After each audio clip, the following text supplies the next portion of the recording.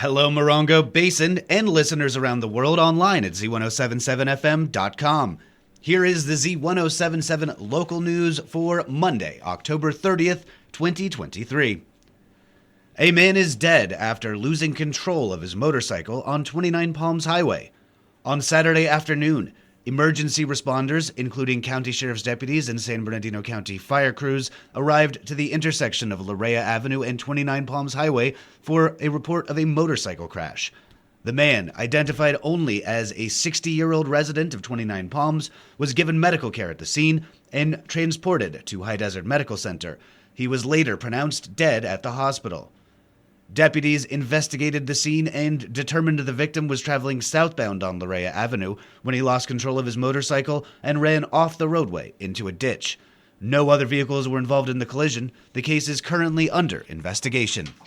Fire danger has subsided for now, and fire restrictions are no longer in effect on BLM land. With more, here's Gabriel Hart. The Bureau of Land Management's seasonal fire restrictions are no longer in effect in the California Desert District, which means campfires and target shooting may now resume on BLM-managed public lands in Los Angeles, Orange, San Bernardino, Riverside, Imperial, Southern Inyo, Eastern Mono, San Diego, and Eastern Kern counties. Use of campfires, barbecues, and gas stoves on BLM-managed public lands within the California Desert District are allowed with a valid California campfire permit. During red flag warnings and fire weather watches, as determined by the National Weather Service, all recreational target shooting and use of campfires will be suspended to reduce the potential of unintended wildland fire ignitions. To learn more about current fire restrictions, you can learn more at readyforwildfire.org. Reporting for Z107.7, this is Gabriel Hart. On Friday night, the Mojave Desert Land Trust hosted an enlightening event focused on responsible off-highway vehicle use and the importance of respecting the delicate balance of the desert ecosystem. Speaking to a modest gathering, Randy Banis, president of Friends of Jawbone and Friends of El Mirage, and Yanina Aldo Galvan, MDLT Lands Project Coordinator, delivered valuable insights. Reporter Hillary Sloan was there to capture the essence of traveling safely through the unique desert landscapes.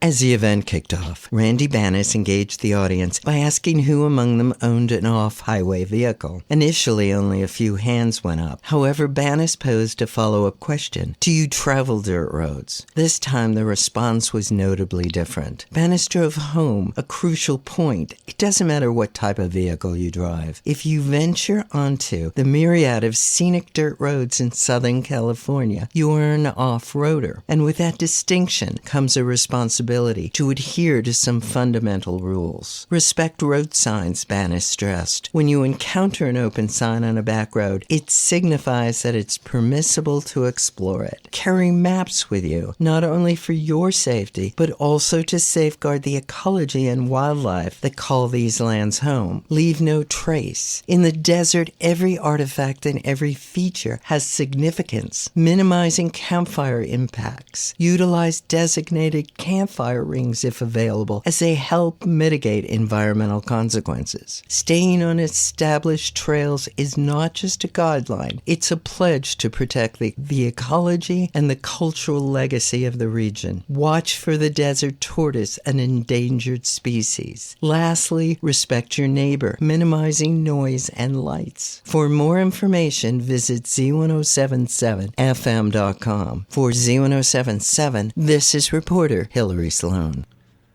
Closures are coming to Sunny Slope Drive in Yucca Valley for gas pipeline work, beginning today and running through the end of the year. Sunny Slope Drive will be closed to traffic between Sage Avenue and Condalia Avenue, and between Old Woman Springs Road and Joshua Lane. The closures will be intermittent and only at night, between the hours of 6 p.m. and 5 p.m. The Southern California Gas Company is beginning their pipeline enhancement project. Signs will be posted, and the two locations will not be closed at the same time. The first ever 29 Palms Book Festival took place on Saturday, and between live sessions, book signings, and other events, the new festival surpassed expectations. Reporter Heather Clisby was there and brings us this report. Bookworms, aspiring writers, and 31 published authors gathered Saturday to celebrate the written word at the first annual 29 Palms Book Festival. Spread out over downtown with a closing party at Más o Menos and Joshua Tree, the festival's debut surpassed expectations, according to event creator Patrick Zorovatsky. Everything went well. We had great speakers. We had book signings, so we're very happy with the results. Well, we will have, at the end of the day, about 300 people who came specifically for the book festival. Next year, 8th to the 9th of November, 2 days on a Friday and a Saturday. So yes, it will happen every year. The free one-day festival featured lively sessions at Freedom Plaza that explored everything from the historical roots of 29 Palms to the life of an independent bookseller. Jean-Paul Garnier, science fiction writer and owner of Space Cowboy Books in Joshua Tree, shared his experience. And what's been so cool, too, is not just meeting other local authors, but local publishers, literary events organizers. You know, we all come from pretty different backgrounds as far as what writing goes, and that's awesome. You know, I don't want to just meet people like me and writers like me. One of the sessions, entitled We Love You, Louis L'Amour, included devoted fan Larry Bowden, currently the interim city manager for 29 Palms, who shared his deep appreciation for L'Amour by quoting him directly. Sometimes the damn cool things a man says or does are the ones that save his life. So if you don't mind, and you don't shoot me in the brisket, I'll ride the river with you. Local authors from the Desert Writers Guild also sponsored a day-long book fair and held a session of their own readings, while Desert General, just across the street, hosted book signings. Crime noir and UFO literature, two natural byproducts of desert living, were also explored in sessions and live readings. We must read not only for what we read, but for what it makes us think. Reporting for Z107.7, this is Heather Clisby. In advance of their annual Thanksgiving food giveaway, the 29 Palms High School Interact Club is holding a Stuff the Bus event this weekend. On Saturday, the students and staff from the school's club will be collecting canned goods and non-perishable items to be distributed to needy families during the holiday season. The Interact Club is seeking stuffing mix, instant potatoes, gravy, cranberry sauce, vegetables, roll, pie, and crust mixes, and any other canned food.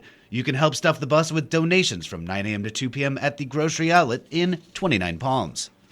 And finally, on Saturday, the Yucca Valley High School cross-country team competed in Desert Valley League finals. This was the last of the 3 meets this season. Coach Patrick Francis said that all the runners did amazing, including Autumn Radcliffe, Cassidy Albrink, and Jewel Broof on the girls' team, and Brian Oak Gutierrez and Seth Lauer on the boys' team. He said they delivered some of the fastest times of the season. That's our local news. Hear local news 7 times a day, 7 days a week at 7, 8, 9, noon, 4, 5, and 6. If you hear news happening, let us know about it. Email us at tips@z1077fm.com. Reporting for the Morongo Basin News Leader, the award-winning Z107.7 Local News, I'm Jeff Harmetz.